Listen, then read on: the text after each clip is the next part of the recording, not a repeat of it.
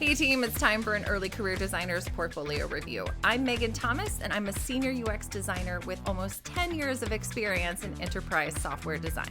I've taught and mentored over 300 early career designers through UC Berkeley's UX UI Design Bootcamp. In this video, I'm going to review an early career designer's portfolio and share my thoughts as a senior designer. My goal is to provide actionable feedback to help them succeed as they look for a job in the UX industry. Join me for a stream of consciousness walkthrough as I assess one of their case studies. Remember, mine is just one opinion. Make sure to get multiple perspectives before making any changes. All right, let's dive into the review and learn together.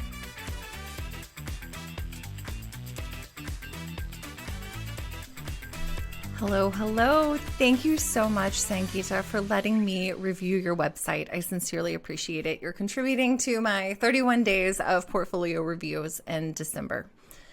So you've sent your portfolio, and I recall in the notes when I take when you filled out that form that you didn't have a lot of context. You just said that you're having struggles finding traction in the industry. And first, I need you to know that you're not alone, and this industry is really tough right now. So we're in a time of year where a lot of people aren't hiring. This is December. I'm recording this on Saturday, December 2nd. This isn't necessarily the time when a lot of companies are hiring. So this is a really good time to revamp your portfolio and make sure it's super ready for when jobs start coming available in the new year, when budgets are fresh and they're ready to start hiring. In the meantime, I'm really excited about your portfolio. I love that you chose UX Folio for your hosting instead of trying to build the entire thing from scratch. That's super tough, and it's a lot to ask from an early career designer. And I love that you've chosen a really simple template to go with, like nothing too fancy. I love your about page where you've described a little bit about yourself. In particular, I love that you come in from the financial analyst perspective. I think that's going to be a huge strength for you when it comes to finding a job. So really lean into describing more of what you've done and what those skills are that are transferable. So if you've done a lot of things conducting in-depth interviews and doing some qualitative research, lean into describing that. I will also suggest that you get really a little bit more specific about what you do. So here you're saying I'm a UX designer, and on your homepage, you're a user experience designer and researcher. And then your first project, I already clicked through this and I had to stop recording because I had a sneezing fit. You jump into mostly visual design. And I know that this in particular, I can tell that you've gone to one of the university partner boot camps for 2U, Trilogy, edX, whatever it is now. And I can tell that for two reasons. One is that you've got a Department of the Interior, and their government agency website redesign project it's almost always guiding people towards working on these really huge government agency websites. And there's a problem with that, and I'll talk about that in a few. And then the other reason I can tell is because it's a travel app. We've got these all across the board. So it's actually kind of surprising for me that what looks like you working with a real world project, a real world website stakeholder, and that's not your first one. So I'm a little surprised by that. And I think that's because maybe, you know what, I don't actually know. I don't want to project onto you and tell you what I think you did that for. But I will say, like, what you're able to do here is put your absolute favorite project first. And I'm hoping that's what I see here on the website. But I want you to also know that hiring managers are looking for more real world experience. They are definitely struggling to hire juniors right now because of the lack of experience. It translates to a lack of knowledge about working in the environments that you'll be working in as an early career designer. Lots of remote jobs, and early career designers aren't necessarily great at knowing how to self-manage remotely. So you want to put yourself in a position to look like you are absolutely ready to hit the ground running when you get into a position, and showing that real world experience, even if it's just a little bit. And that might be a little bit, maybe we can move that up a little bit and kind of promote that a little bit more. I want to click on all of these, but since you've put this as your very first project, I'm going to click on the Department of the Interiors project. So you're saying here it's a UX UI design for a redesigned responsive website experience. And I'm going to tell you that that sounds like word salad. So give me something more specific. And this is, again, where I tell people, lean into ChatGPT. It does not matter that you aren't great at explaining things. Just tell ChatGPT, here's what I did for this website. Tell it to me in like a headline kind of way and give me 5 examples and then choose something like that. But you're saying this is a user experience and user interface design for a redesigned responsive website. No, you did a redesign, a responsive website redesign for a government agency. That's what you did.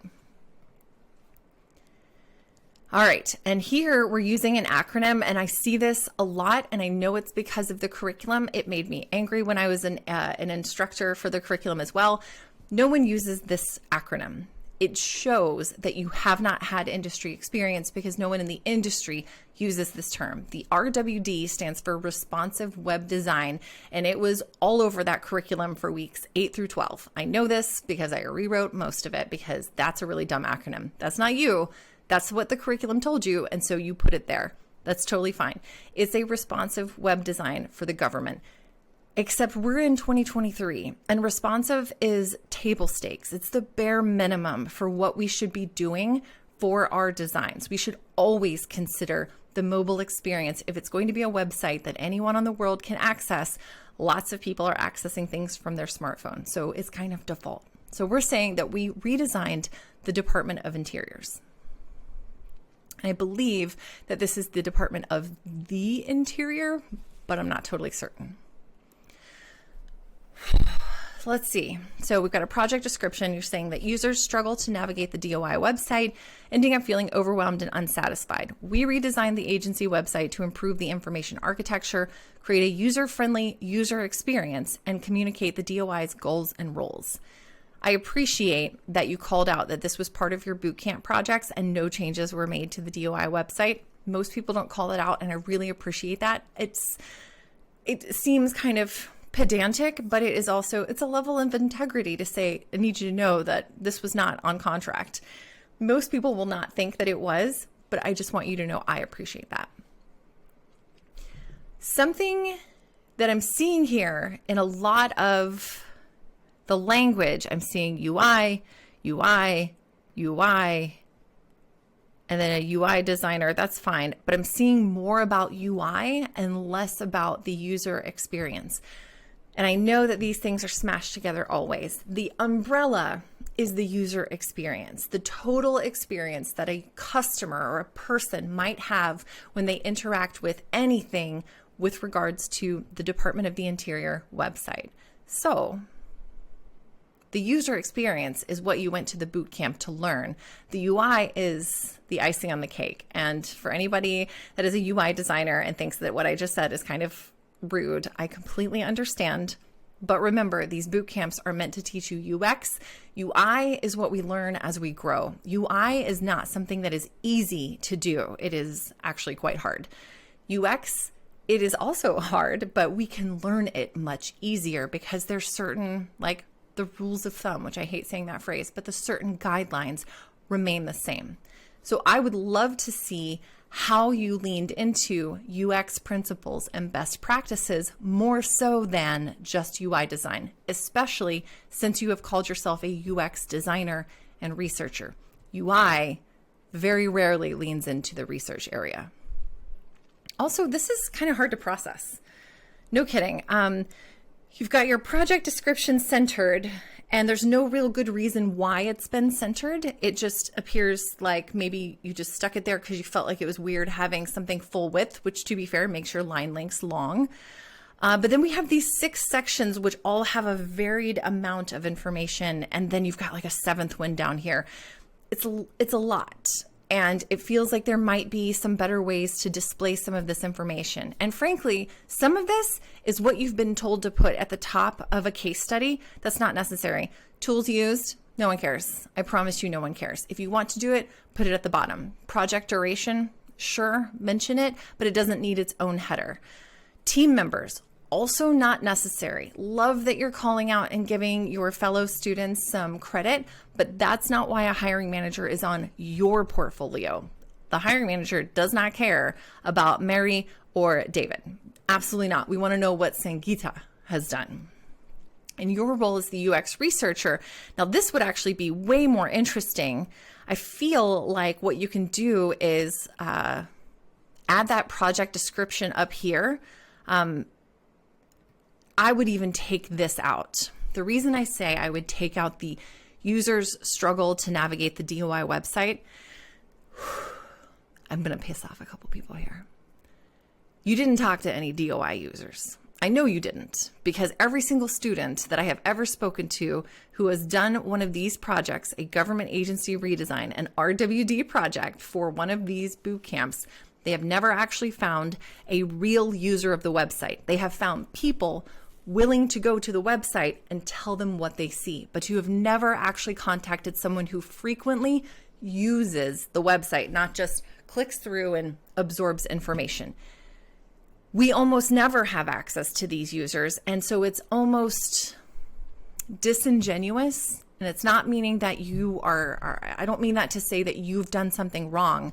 I mean that to say it's adding context that you cannot actually back up with truth. So I would get rid of this. I would also stop saying we and say redesigning the agency website to improve the information architecture, improve the user experience, and communicate the DOI's goals and roles. And that's it. And that can go up here. That's your subheader. I love that you've got the note here. That could be a single line across the top and just like a little like throwaway. Then you could get into some of this interesting stuff. The objective, I'm not sure why we have an objective. What I'd love to see is we were tasked with redesigning a government agency website to make it more responsive and user-friendly. What we spotted through conducting user interviews was that it has a real, it's not easy to navigate. It's the clear and actionable functionality. What does that mean? How might we make the DOI website user-friendly and easy to navigate while focusing on clear and actionable functionality for the users to find information quickly? Again, I feel like this is a word salad. It sounds really nice, but the meaning isn't there. So the problem is we were tasked to redesign a website. We chose this one because it was not easy to understand what to do or how to find information we needed. That's it. The solution is to improve the visible functionality, understand the primary purpose, and help users find relevant information. And that's it. So I would rewrite this, make it more simple. These don't need to be super complex. Again, these case studies they've provided you with as examples to work towards are really over fluffing all of this. It's a lot of smoke being blown up because this is a school project. Just say that. It's okay. We know that. We want to know what you did. So get rid of that. Your role, so you're going to say problem and solution, and then you're going to say what you actually did. So where did you conduct the user research, and what did you do as a UX designer? So 6 user interviews were conducted via Zoom and in person. Qualitative data was collected, recorded, organized, and analyzed. You created 4 user task flows. I'm going to point you towards one of my favorite books. It's back here on the shelf. I can't actually point at it because this is a little bubble down here, but it's called Outcomes Over Output. And I'm telling you, it has changed my perspective. This is all output. These are things that you did, but that doesn't mean it's what came from it. What did you learn from these user interviews? Give me one thing that someone was like, God, this was really hard to use. You told me to go find this, and it took me 14 minutes to find this, and I had to click through 47 different pages. That tells me that what you learned from these interviews is that the users had a hard time finding things. If you're going to say 70% success rate, I'm going to want to know what the success is for. So 70% of what success rate? So you've got a picture here, which is giving tasks. But again, this is just output. This is I did my work, but your boss doesn't want to just see that you did your work. They want to know, okay, what did you learn? How did that help you make a decision next? This is helpful right here.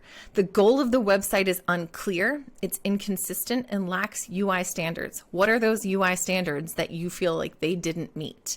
How did you measure those? What standards did you look at? Are they the 10 usability heuristics that Jacob Nielsen developed? Are they Bruce Tognazzini's first principles of interaction design? Also a really good way to measure a website's effectiveness. Give me context. So the research, if you put together the research plan, describe that. I created a research plan. I set out the intention to interview at least 6 people and to identify the answers to these questions. And one of those questions might be, hey, are you able to find stuff on the Department of the Interior website? Make that clear. Speak in plain language. A lot of folks are coming out of boot camps thinking that they need to speak or talk or write in a certain way because it is more respected or mature or somehow more professional. But what we're doing is we're obfuscating details. We're making it difficult for other people to understand us. And that's when we get in meetings and meetings last for 50 minutes and nobody actually understands what happened. Use plain language. All right.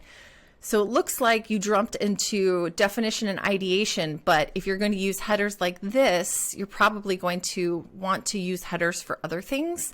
So maybe you just needed to break up the space a little bit, which is totally fine. But consider how you're breaking up the space and if it's using a logical path. So when I just scrolled down this, we've got large header, small, small, small, small, small, small, small, a whole bunch of small headers and kind of a confusing layout. Another small header for what is probably a really large part of this project. And then we just drop into another section entirely. And then the user persona, is that the definition of the problem or the ideation of the solution? Or does this actually tie into the research area? Let's see. So based on the interviews, we set up Madison, unless you're talking about the royal we, like you and your broader perspective that is in the non-physical realm. We'll talk about that later. We don't need to use the we word on your portfolio. This is your portfolio. So I created a user persona featuring Madison. We constantly referred to her concerns and purposes throughout the entire redesign process. I get it. We got to take out the we. You did this. And if you can't speak to creating any bit of this user persona, we need to take that off of your portfolio because it's not your work. But if you did this, take credit for it. I created a user persona so that I could refer back to these identified needs and pain points as I created the redesign for this website. Why are we here? We're here for the user experience. That user should be at the forefront of this. So we want to talk about how we brought that user into the process. So tell me in a storytelling way how Madison experienced this website. Even if you didn't meet a Madison, we're putting Madison into that. Remember that story arc we talked about during the, was it week 8 maybe of the boot camp? We talk about we introduce the character. There's the rising, oh gosh, I can't remember it. Someone is going to correct me and be like, duh, Megan. The word is failing right now, but the rising action, I got it. And then we get through the story, but tell it to me from Madison's perspective. Honestly, you could bring it back to the top and say, well, actually, Department of the Interior is a really hard one to tell the story about. So, and I'm not feeling super, creative right now. I am definitely dealing with a headache, but doesn't matter. Tell me more about Madison, not how you perceived Madison. Does that make sense? Tell me about Madison is the user persona that we decided to rely, or I decided to rely on to understand the pain points and needs as I moved through this redesign. Took the frustrations and confusion carefully to redesign the website to find relevant information and features. Oof. Okay. We got to get rid of this. This is an output. This is the writing that we do to get to the end result of the speech, right? So all of these, this is just you showing your work. What did you actually learn from this work? So you did some card sorting, it looks like, and that's interesting. But what did you learn? Did you learn that the way it was existing, the way the navigation was currently laid out was confusing? For what reasons? 1, 2, and 3. Tell me 3 reasons why that navigation, the way it was currently laid out, did not align with what you ended up creating as the navigation, and why. I love that you conducted 2 card sorting sessions. This dash or a hyphen, it should be between the card and sorting, not conducted to card, which could be very fun, but I think that's not what you mean. Via Zoom, and 4 users participated. Ooh, based on the current sitemap, and the second was for navigation. Again, it's not about what you did, it's about what you learned. So give me a visual of maybe the before navigation, maybe a sitemap there, or however you want to lay it out, maybe with Whimsical, maybe on Miro, and then what you changed. Maybe show some highlights, like these things were grouped under navigation tab A, but we actually split them into 3 different locations because of the information and how it was more clear to the user. So tell me what you did and why you did it. What was the outcome of the card sorting? Mood board. Okay, so we went from card sorting, user persona, to card sorting to mood board. And that's really interesting, except it's really difficult to rebrand a government agency website. It's kind of, I've never understood why it was part of that project, because that doesn't actually make any sense, but I appreciate what you've done here. It looks like we've pulled some Gestalt laws. We've looked at UI patterns, although these just look like visual illustrations. Wanted to have fun with this section, so I gathered animated images representing what is important to DOI, volunteers, resources, Native Americans, education, etc. Interesting. I'm going to be honest, a mood board is not at all necessary for these UI design projects, for these UX design projects. And it also shows that you're leaning more towards the UI section rather than what you said you're doing, which is UX design and research. So if you wanted to include the mood board and why you did this, tell me how it ties back to the user research. Tell me how it ties back to Madison and what's important for Madison to see on the website. And then the style guide, another thing that I absolutely hate that they make you do. I know you did that because it's required as part of the project, but we didn't change the original logo. We wanted the color scheme to reflect the roots of DOI. I would honestly pull this out entirely because it's not relevant to what it is that you want to do. If you want to be a UX designer, there's not a single UX designer I know who has ever been asked to create a style guide. This is just for bootcamp projects. Almost never. I want someone to leave a comment and be like, Megan, that's all I create. And I am totally a UX designer. And I will be like, I was wrong. And I'm okay with that. But for this purpose, it's not going to enhance your job seeking. They're not going to look at this and be like, oh, suddenly we've picked our favorite person because of style guide. So this is not necessary. And it's clear that that wasn't super exciting for you because you didn't put a lot of content here. Prototype testing and conclusions. Now, this is actually a really nice looking visual. Why is this so small? This should be an entire section. Like, I want to see that blue bar that says prototype testing and conclusions, and then created a mid-fidelity prototype that allowed users to navigate through a few screens. They were conducted to ensure users could effectively, hold on. Sorry, I had to have a coughing fit. Okay. I love this. This should be so much bigger. I want to see more of this and less of the style guide and mood boards. This is not user-centered, but conducting usability testing is huge. That's something that you are actually likely to do as a UX designer far more than create a mood board and a style guide. So realizing how important breadcrumbs are for sites with many pages to navigate, that's huge. That's an insight that you discovered from doing usability testing. Promote the heck out of that. Show that you understand how to get feedback from users in a meaningful way. Oof, this is amazing. I want to see this bigger, and then I want something that ties it up at the end to say, while this wasn't a real project that we were able to impact the Department of the Interior's website, I did understand more about why it's important to conduct usability testing on both large and small websites. Blah. Something like that. Bring it back to what you learned about your skills, not about working with your team or how it's really important to like get people's feelings documented. No. Tell me how you learned better to do your job as a UX designer. Sangeeta, I'm really excited about this. I know you've got some enhancements to make on these, and I'd love to take a look at some of your other projects as well. But I think you've got just a little bit of refinement to do, and I think you're going to do just fine. So I'm excited. Show me more things like this and less things like this, and you're going to get more people excited about your work. I'm super impressed. I'm super proud of you. And also thank you so much for letting me review your portfolio.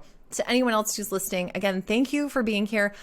Please leave a comment, connect with Sangeeta, and also please, the comment, leave some encouragement. Everybody here is here and they're terrified. You would not believe the comments that come through my portfolio review intake. And it is strictly, I know this is terrifying and I need you to know I'm here to support you. So sign up for a portfolio review. I will see you soon. Have a fantastic day. Thanks for joining me on my 31 days of reviewing portfolios for early career designers. I'll talk to you later.